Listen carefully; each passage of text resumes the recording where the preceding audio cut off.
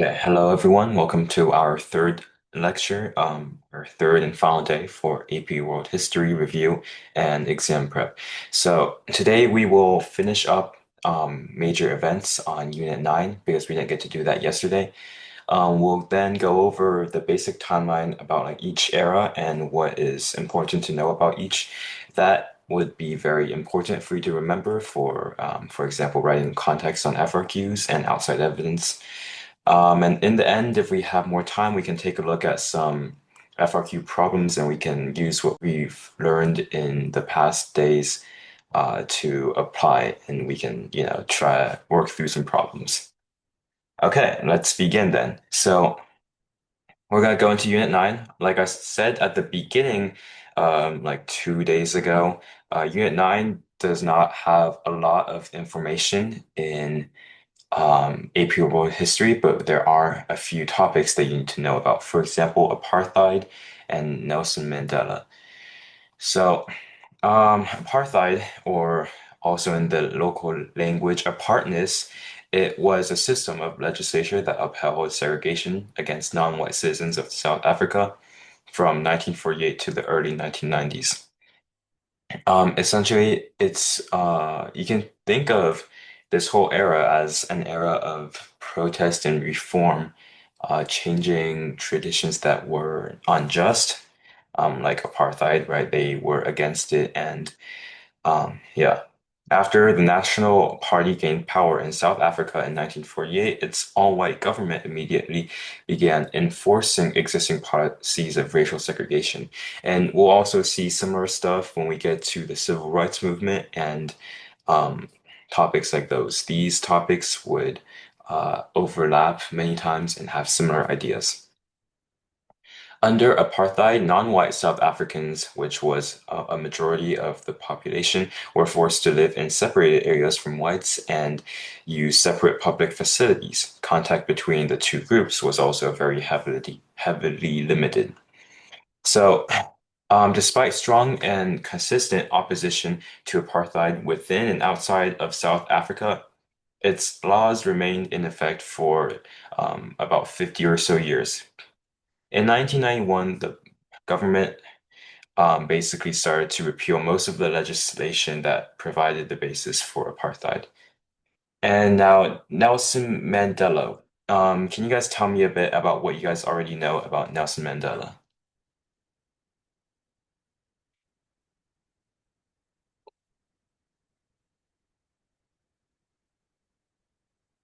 He was a very leading figure in this, right?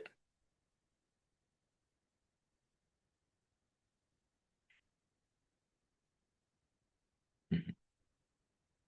Well, by 1961, most resistance leaders had been captured and sentenced to long prison terms or executed. Nelson Mandela, he was the founder of this group, which translates to Spear of the Nation. Um, and he was incarcerated, and his imprisonment would draw international attention and help garner support for the anti-apartheid cause. So, if there is anything about Nelson Mandela, you just need to remember that he had a big impact on the cause against apartheid, and he was also imprisoned, and the imprisonment, which was meant to silence him and detain him, actually helped him and drew more attention to apartheid. So, on June 10th, 1980, his followers smuggled a letter from Mandela in prison and made it public, in which he wrote out very empowering words of anti-apartheid. Anyways, about Nelson Mandela, he was probably the most key figure you need to remember for apartheid, imprisoned and wrote letters and had great ideas. Okay. Next, we'll move on to the civil rights movement.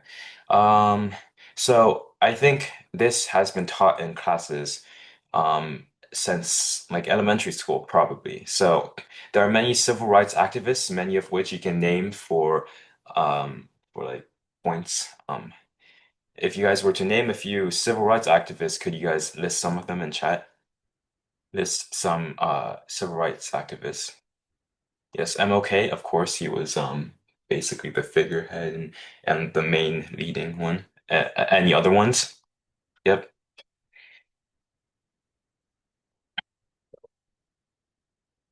Mhm. Right. So the civil rights movement was a struggle for social justice that took place mainly during the 1950s and 60s for Black Americans to gain equal rights under the law in the United States. So, um, when did slavery become outlawed? Can you guys tell me that who remembers the exact year what that when? Okay, yes, great. End of Civil War, right? 1865. Um, so the Civil War officially abolished slave. Wait, did I write on here? Okay, I did not.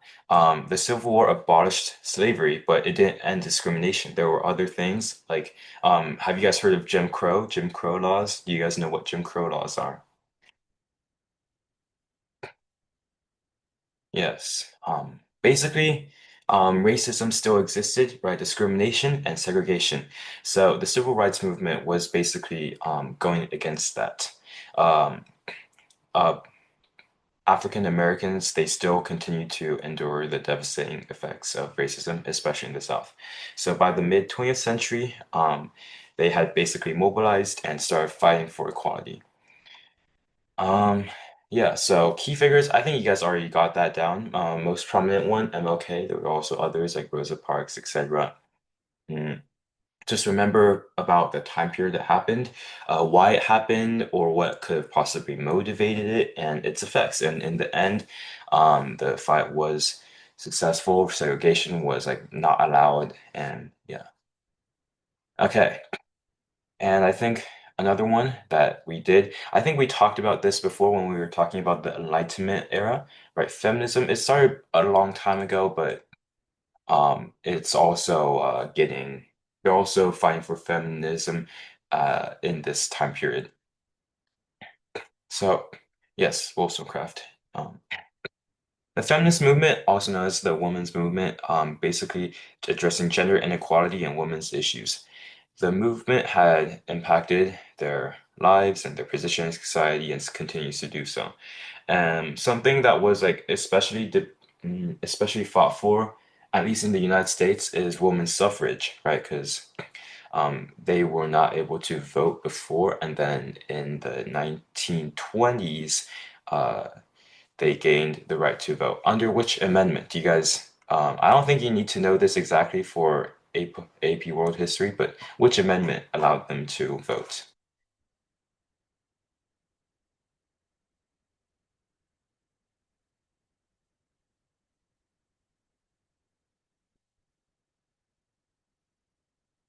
Are you guys sure it's this 17 or 19? 17 or 19? What do you guys think?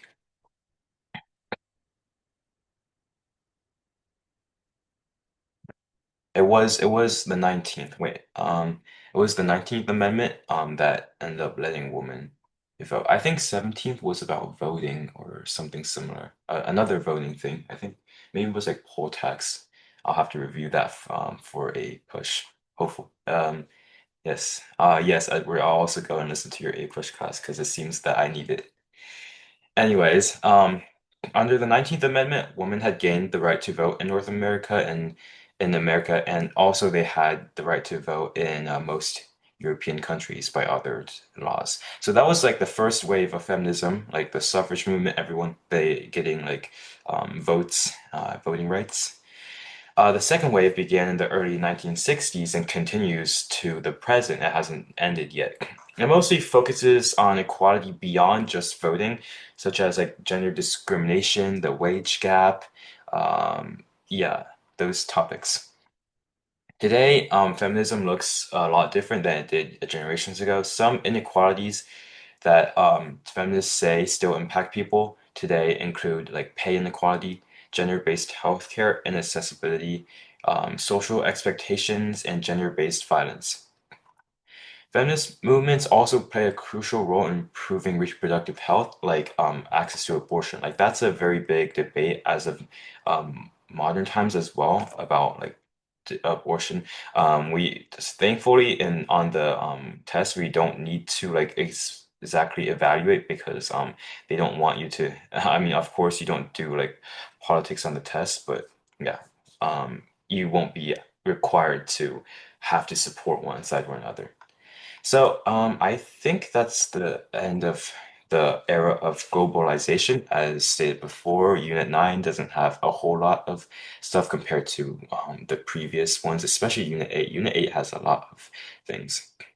So, Unit 9 is globalization, right? Globalization is a term used to describe the increasing connectedness and interdependence of world cultures and economics. Because at around like the world is still getting to connected with each other, right? What do we have in the 20th century that connects the world? Something to do with technology. What is invented around this time?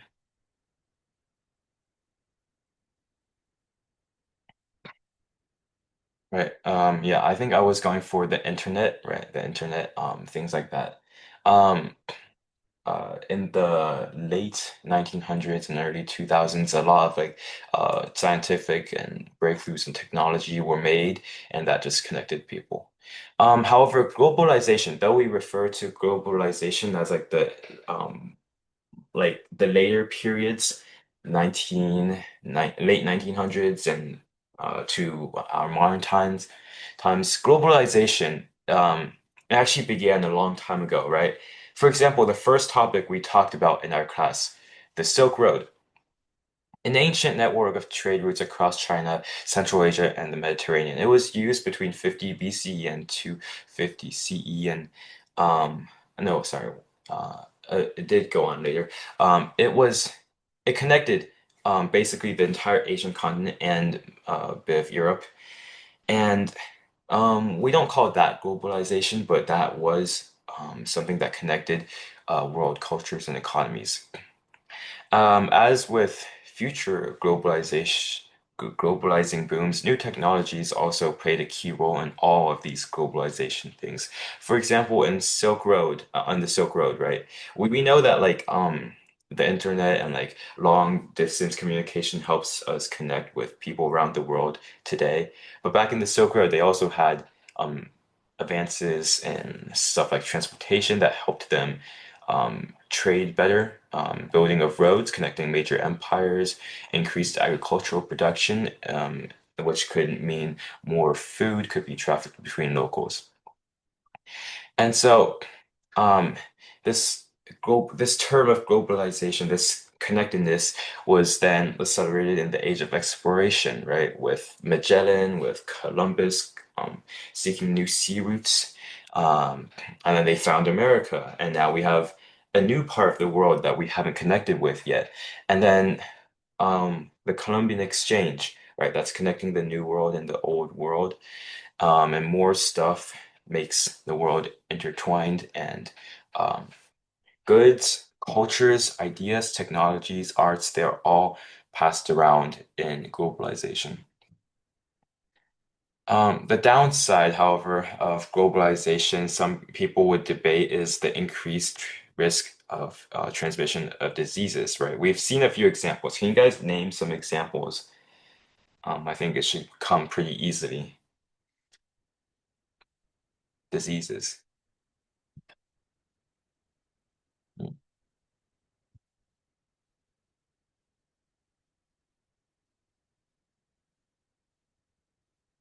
Right. For example, right, smallpox being brought from Europe to the Americas.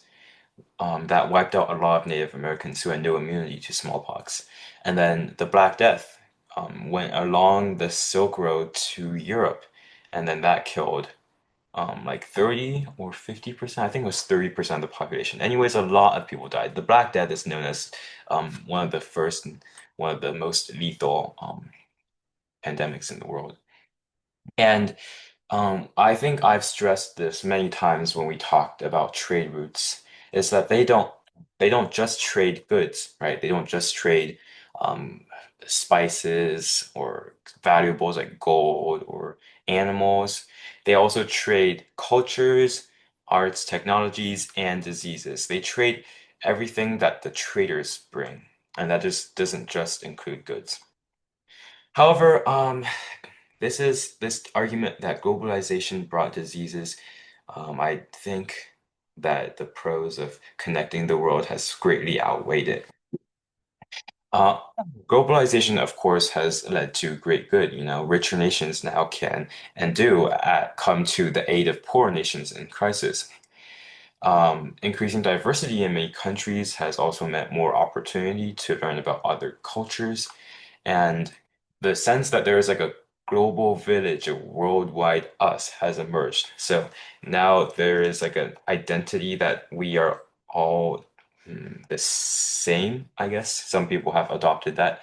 And the process of globalization was essentially thought to be permanent as the global economy became increasingly integrated. Okay, that's the end of the globalization part. Just remember, the world becomes increasingly connected, right? More and more technologies are being developed, a bunch of reform movements, right? Remember the big three: apartheid, civil rights, and feminism. Okay, now we're going to go into sort of like a review. We're going to go over each of the timelines. So let's see. Excuse the bad formatting, but we're going to go through each time period and see what was going on. What isn't on there, I think, is wait. Okay, yeah. The 13th century is not on here, but the 13th century. Can you guys tell me what is something you remember from the 13th and century? What was hmm, yeah, Crusades ended around that time, right? And there's also a very big country, nation, or some might even say an empire, right? The Mongols, right? I think the 13th century, we mainly talk about the Mongol world system, right? We can attribute the Silk Road to them. The Crusades are of course very important as well, but it sort of like ends in that period. So, yeah. No, Trump was not that old, okay? Trump did not get born in the 13th century. Anyways, in 13th century, the Mongol Empire expanded across Eurasia, connecting large parts of the continent um, in under a single political system, often referred to as the Pax Mongolica. During this period, long distance travel and exchange increased dramatically because now the Mongolians were protecting the Silk Road. And Marco Polo, right? You guys know Marco Polo, right? He famously traveled to China.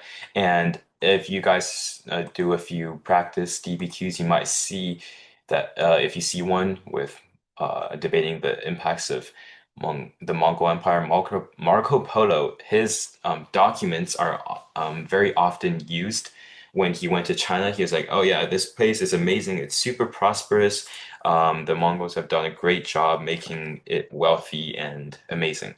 So that would be like one of the evidences you would use in support of saying that the Mongol conquest actually brought good stuff, significant improvements for economies around the places they conquered.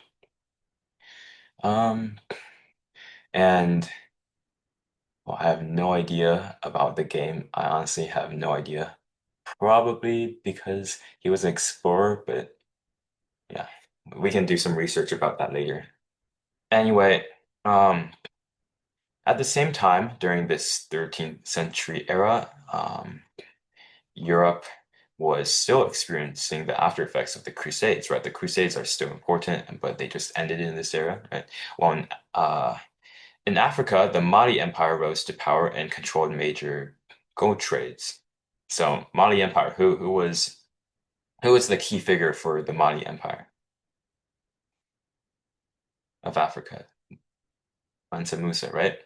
Mansa Musa is the richest person in history. So he was around in this time. Most important development of this era was the Mongol expansion, which linked Eurasia and helped create the peak of Afro-Eurasian trade networks. Now, in the early 14th century, we have the Renaissance and the Black Death. So we know the Black Death. I won't go over that too much. A lot of people died. I think it was about a third of the European population. The plague spread from Central Asia along the Silk Road to Europe. Okay. The church was unable to effectively respond to the crisis, which weakened its authority. So I just made that statement. Why do you think that was true, right? Um, the church couldn't respond effectively to the crisis of the Black Death, and that led to its authority being weakened. But why would that happen? Why would people start like doubting the church because of the Black Death? Think about like religion, not exactly corruption, right? Think about linking it with the Black Death. Yeah, exactly. Exactly. Because people are religious, right? People are religious. And plagues are not a good omen. So the church had like imagine the church as like a big company, right? As like a company with social media accounts. And then suddenly all of their stocks crash and everyone is losing money. And then now they aren't saying anything. So now, people are gonna have distrust. Anyway, that was a bad example, my bad. Um, but basically at the time, disaster encouraged intellectual questioning and contributed to a weakening of feudal systems. Right. Like I think one of you guys said, if God loves us, why are they killing us? Right. So people started doubting religion and started questioning, and that helped create conditions that supported the later Renaissance. Okay, around the 1400 was like the eve of the age of exploration. Around that time, the world had just entered the period of exploration. So because the Silk Road was starting to close down, they started trying to find other paths for trade, right? Northwest Passage, and then people started having a lot of maritime travel. Um, in Asia, China entered the Ming Dynasty, which possessed some of the most advanced naval technology of the time. And can you guys name this pretty famous Chinese? I think he was a naval general, right? He went and did a bunch of navigation, right? Zheng He, right? In Africa, the Swahili trading cities flourished along the Indian Ocean coast, right? Remember the Indian Ocean trade? Uh, basically trading around the underside of Asia and Africa. And these cities, right, with trade, these cities would flourish more. These cities were more important now. Okay, and now before Columbus had actually found the Americas and the New World, civilizations across the world were developing largely in parallel. Major powers existed in many regions, right? Spain and Portugal in Europe, the Ming Dynasty and Ottoman Empire in Asia, the Mali Empire in Africa, and then also there was the Aztec and Inca civilizations in the Americas. Don't forget about them. After the 1500s, so now we get to actually look at our little timeline thing. Um, the world experienced dramatic changes as European expansion accelerated, right? We found the New World. Um, okay, quick question. Do you guys know when or what the year was that Columbus had found America? Like 1400s, late 1400s? Huh. I think it's 1492, but now I saw like a bunch of people saying 1493, and I'm kind of like doubting myself. And now there's a 1494. Okay. Thank you guys. But anyway, the exact year, it's not super like important. You don't need to remember exactly, but what you do need to remember is that is when it happened. Thank you for searching it up. That's okay. 1492. Yeah, okay, 1492. If you say in the late 1400s, like that doesn't make a difference. But if you say 1492, I guess you would look more sophisticated. Um, yeah. In 1492, Columbus found the Americas, though of course many historians debate if it was actually him who found the Americas and not some other person. Um, but so many people, now believe that it wasn't Columbus who actually found the Americas. However, it is him who sort of like connected the new and old worlds. So like So like he's like credited for it because his discovery sort of spurred on the now connect the connection between Americas and Europe. And yeah. Um, Maritime routes began to link civilizations into a single system, right? Goods were traded, and religions, technology, diseases, and political systems were also spread between continents. Okay. In the 16th century, it was like the first true global century. European developments included overseas expansions by Portugal and Spain, the Protestant Reformation initiated by Martin Luther, right? Martin Luther, guys. Um, Martin Luther, right? Martin Luther King was named after him. I think I vaguely remember hearing a fact about Martin Luther King.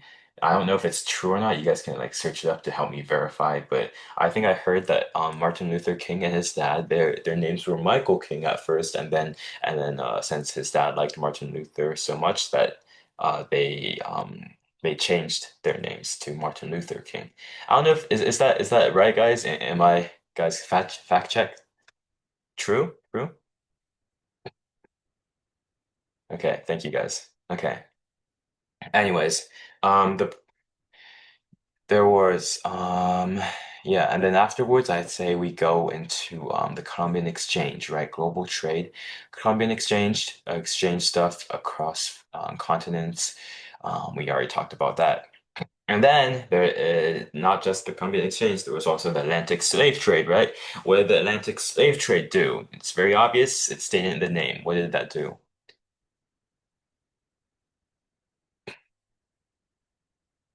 Right, slaves, right? Middle passage, right? Brought to America to farm cash crops to send back to Europe. And then, um, yeah, like, um, at the same time, the Atlantic slave trade, right, it expanded as European colonists sought labor for plantations and mines in the Americas. Because there was silver and gold in the Americas, right? There was like three main motivators for people to settle and to move in America. Well, I think this applies to colonialization and a later manifest destiny, right? The three G's. Do you guys know the three G's? What are the three G's that they use to like motivate themselves for God, glory, and gold, right? So this one I think is more motivated by gold, right? More monetary gain and um, yeah, just getting more money. Okay. In the 17th century is often seen as an era of global crisis and state consolidation. So in Europe, there was a 30 Years' War, right? Reshaped political order. Um, The Dutch Republic then rose as a commercial power. England experienced political revolutions, right? France strengthened royal authority. Um, this time was also like the establishment of the colonies. There was a lot of stuff that happened in the colonies that you might talk more about in AP Push rather than in AP World History. We don't actually talk a lot about the colonies except for what they did, as in like they were colonies for Britain, right? They sent back cash crops and then later they revolted. Okay, the 18th century, right? We talk about revolutions and the Enlightenment. So the Enlightenment basically promoted ideas of reason, liberty, equality, right? The French Revolution in 1789, it challenged traditional monarchies, spread revolutionary ideas across Europe and the world. And there's also the American Revolution, right? And Latin American and Haitian Revolution. And then there was also the Industrial Revolution, right? That's a whole different revolution than the ones we just talked about. Um, so so this era we call it like era of revolutions, right? But it isn't just the ones where they overthrow the corrupt government, but it's also about Enlightenment ideas and industrialization. Okay. In the 19th century, we keep going to industrialization, right? We have the second industrial revolution, um, and imperialism. So imperialism is a big part of the unit, because it's like influential, right? We will there are many documents, historical documents that talk about the effects or causes for imperialism. I think there are many cartoons, like political cartoons, in which like these big countries depicted as evil are like getting their hands on the little ones and like, oh yeah, we need a slice of the cake, something like that. Um, they did, and then there was also like exploitation of these countries under imperialism. I think they did that stuff in Africa. King Leopold, right? Do you guys know King Leopold? All right, what did he do? What did he do? Where did he do and what did he do? Yeah, Congo. Hmm. Enslavement, imperialism, yeah. And also imperialism is also prevalent in Asia, right? Opium Wars in China, right? Unequal treaties, and then Japan's Meiji Restoration after they were forced to open up from isolationism. And yeah, okay, the 20th century. The 20th century, I would say it has a lot of content, especially because of the Cold War. So global wars, we have two world wars, reshaped global political structures after the Second World War, right? The Cold War basically divided the entire world into competing ideological blocks. So we have democracy, capitalism against, and like democracy and capitalism against like totalitarian communist and I guess, socialist party. So it was also around this time that decolonization movements across Africa and Asia led to the independence of many former colonies. Meanwhile, economic globalization accelerated through advances in transportation, communication, and technology. So this might not be like talked about too much because like the main thing about this period was like the world wars and like the Great Depression and like the Cold War. But do you need to keep in mind that technology was getting advanced a lot, right? Even through war, right? War tends to advance technology, right? The space race, Cold War. I mean, Cold War. I guess Cold War technically doesn't count as much, but they invented a bunch of like different weapons during the war, right? Um, for example, like gas weapons. I guess like the increase of weapons technology is a given during wars, but yeah. In the Cold War, we have the arms race, the space race, and yeah, especially the space race, right? That caused developing satellites and a bunch of and rocket ships, right? Sending people to do space research and exploration. Anyways, and then lastly, we have the global synchronization. Modern world history increasingly shows patterns of global synchronization. Developments in politics, economics, technology, and culture in one region often influence other regions.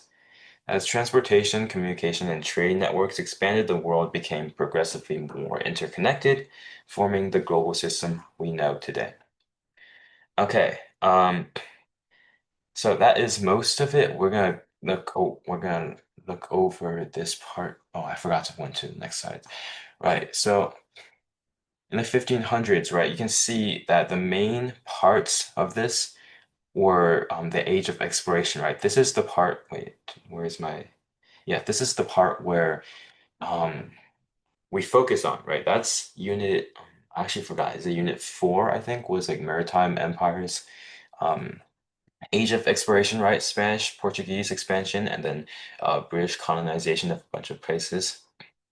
Um, in the 1600s, right? Expanding global trade networks, the transatlantic slave trade, the Columbian Exchange, right? They all connected New World and Old World as an effect of the previous time period. So this timeline, I think, is very well used for if you need help writing context, right, on the LEQ or DBQ. So if it asks something about trade routes during the 1600s, you can talk about how the world became more interconnected but due to Thank you. Due to the exploration in the 1500s, in which New World and Old World were connected. In the 1700s, right, a big part of it was U.S. independence, right? U.S. independence, Enlightenment. I guess like they won't really talk. I mean, I don't even know if this is even talked about in anywhere in the AP World History curriculum about like when exactly the Mughal and Ottoman Empire started like declining. But yeah, so 1700s, right? 1776, U.S. declares independence, where they fight the Revolutionary War. This time, in this era, you write about like Enlightenment ideas and revolutions and compare and contrast. I think I got one of the LEQs in which we had to compare and contrast different revolutions. I don't remember if it was like my actual exam or a practice one, but in short, remember at least two revolutions so you can make that comparison. I think what on this side? So on this one, the most important would probably be just like the timelines and um, the world's significant events. I think that part like summarizes. Yeah. This will, I think we can, if we can't, there's also a recording of this lecture that will be posted onto YouTube, and you guys can watch it back there. And of course, if you need the size, just pause it at the right time. Okay. So, oh wait, did we go over? Yes, we went over. Okay. 1800s, the US Civil War, right? More of the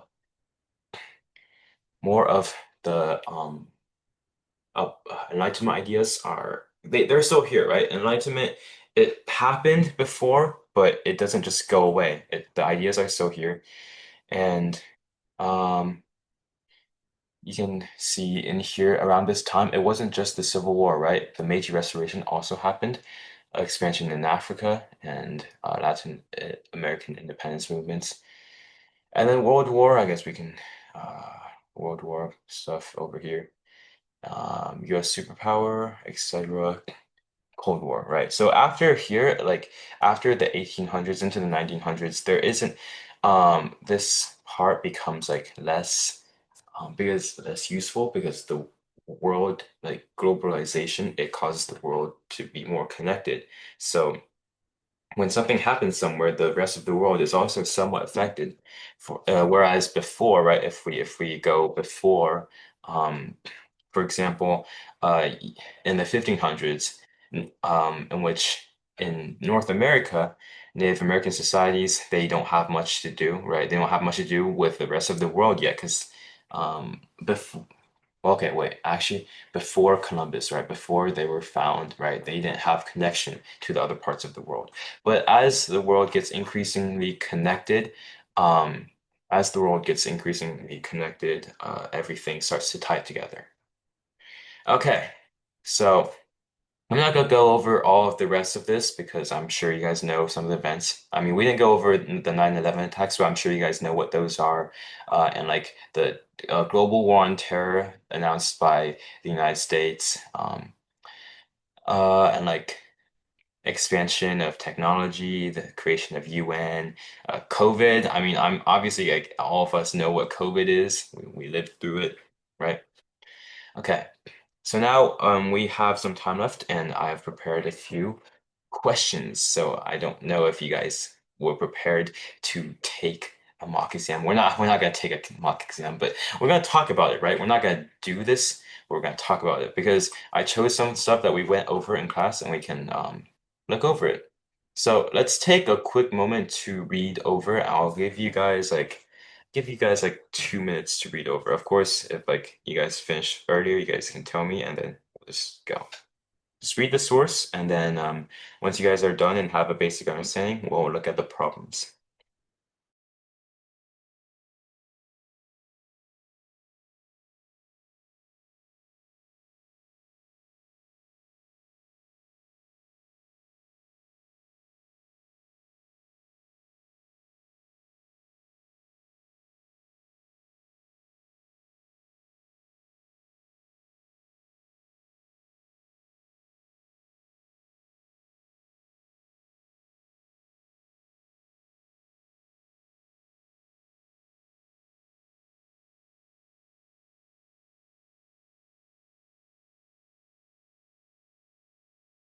Okay, how are we so far? You guys have a basic understanding or more time? Okay. Okay, I'll set a timer for 1 more minute.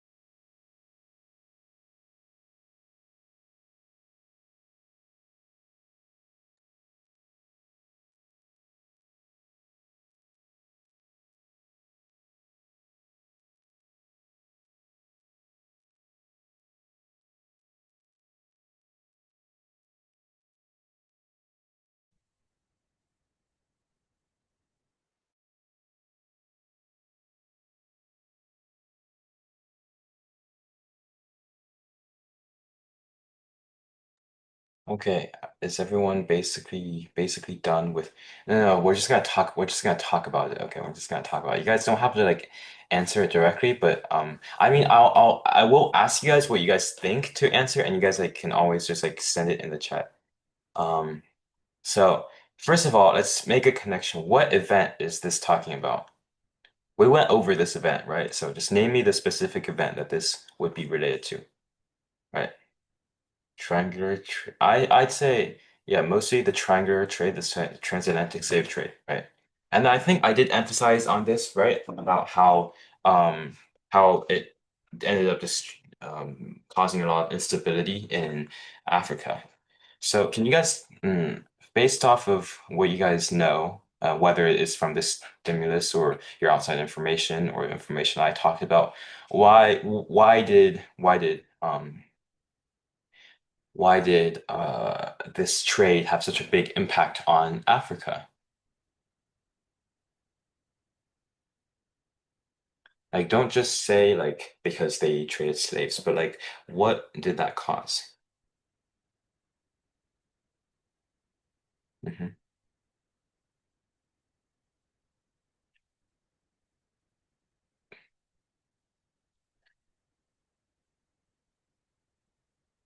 Right, I'm gonna annotate this document, right? This is some part that I found. One sec. Okay. Oh my God. Excuse my, excuse my bad drawing, but that part is something that I felt like was very, very important, right? The Africans now had only one commodity that the Europeans wanted, slaves. And as you know, the triangular trade was a codependent trade, right? So the Africans, they wanted, especially the kings, right? They wanted goods from Europe. They wanted guns, textiles, alcohol. What did they give in return, right? I mean, it's not similar in result, but it's like the similar in demand in the same relationship that Britain had with China before the Opium Wars, right? One side wants stuff from the other side, but the other side doesn't have much that they need. So like how Britain was like how China only wanted opium from Britain and then Britain could make them dependent. Africa also had like a similar thing, right? Except I guess like the relation was a bit opposite. Anyway, the triangular trade, right? Let me just delete my annotation. This one talks about uh, trade, the effect of the trade on Africa, why Americas was important on Africa, right? Because Americas technically, that's pretty far away, right? If we talk about colonialism, Africa didn't colonize America, right? It was Europe that colonized America. So why was Africa affected?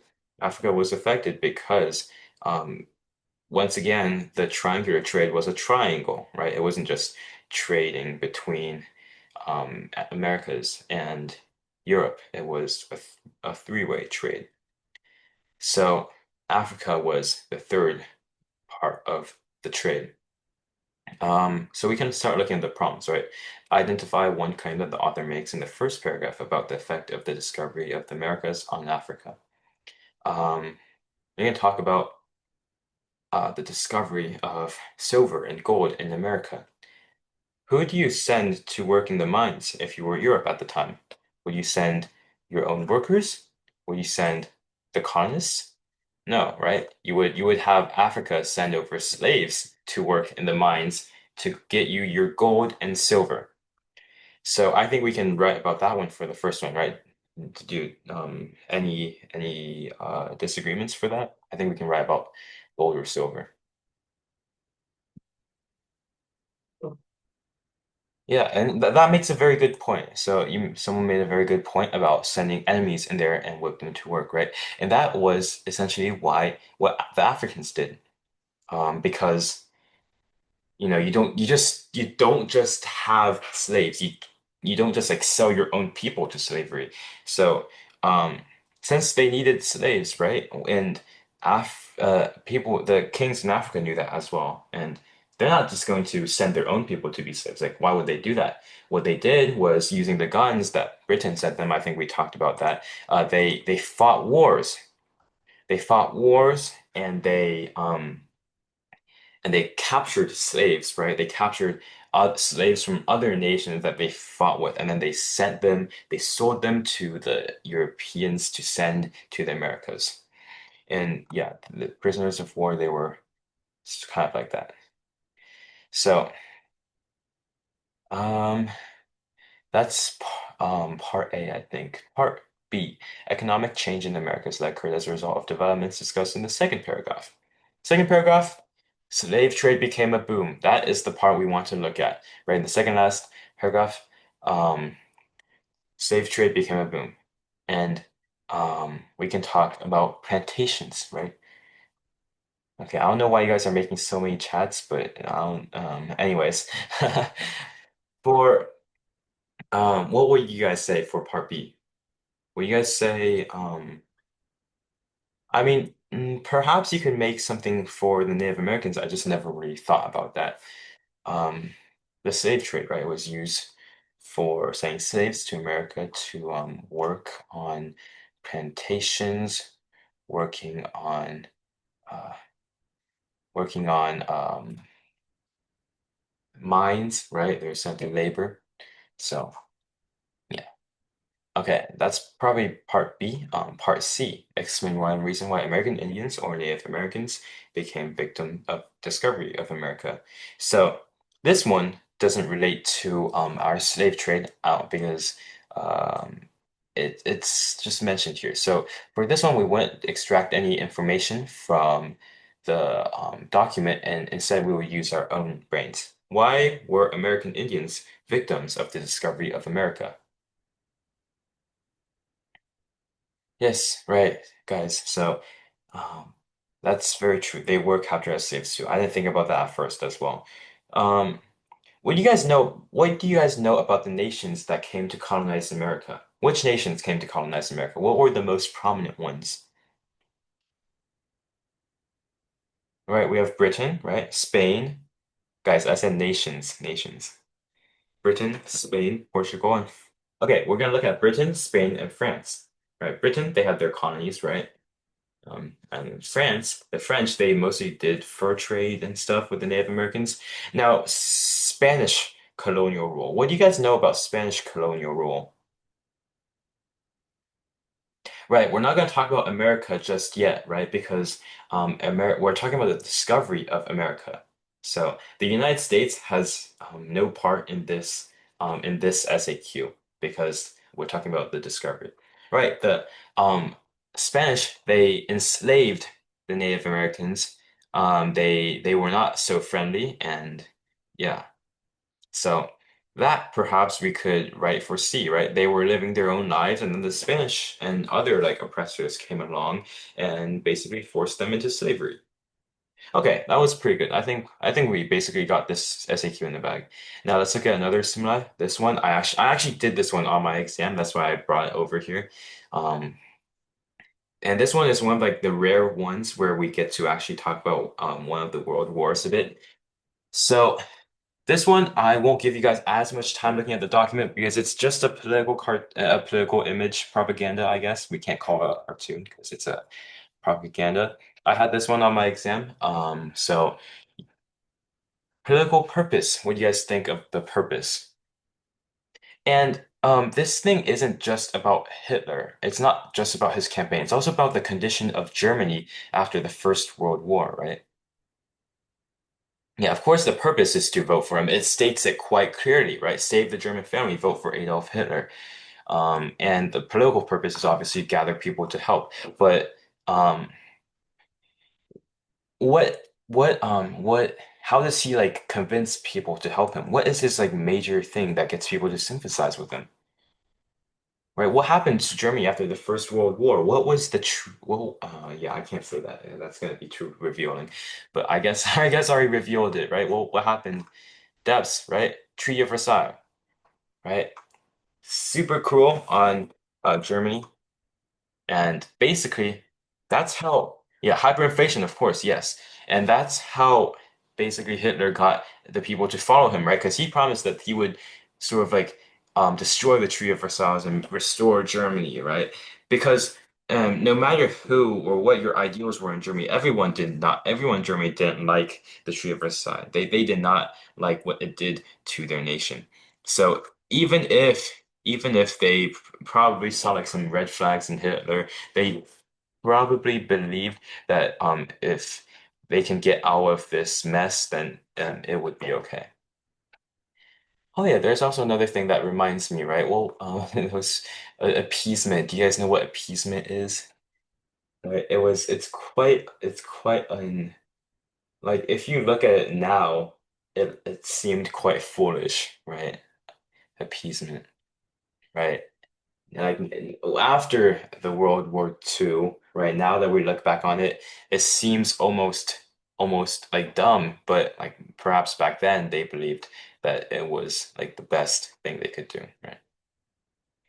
Okay, let's look at part B, right?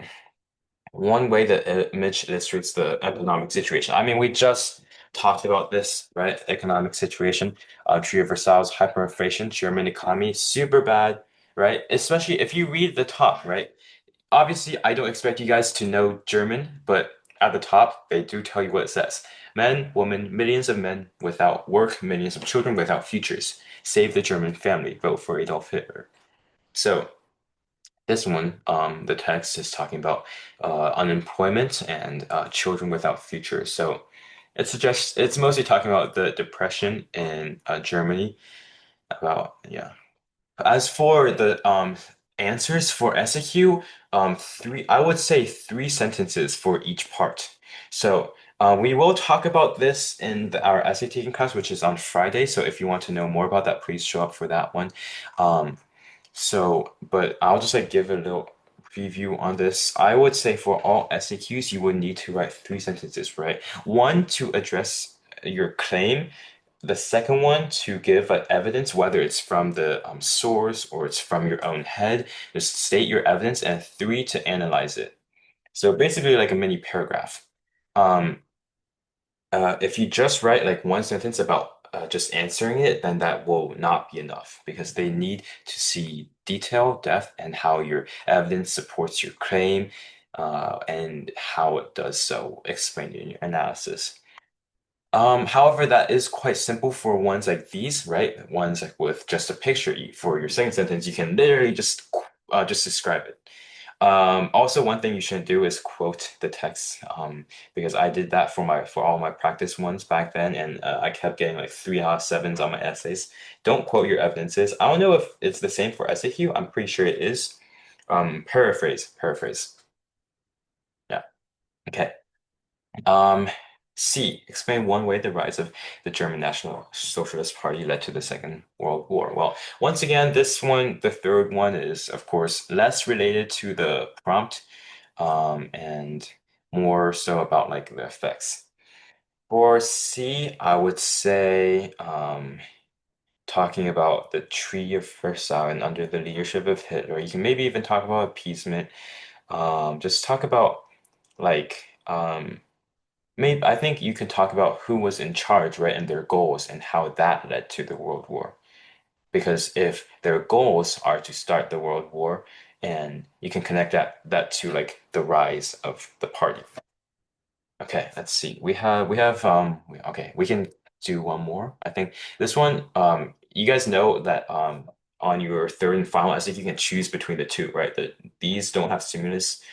So just take a quick moment to read these and tell me which one you would choose, three or four.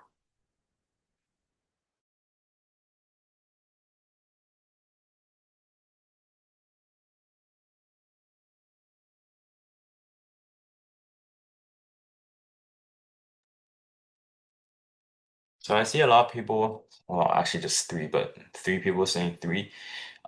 Okay, we got a four. Um,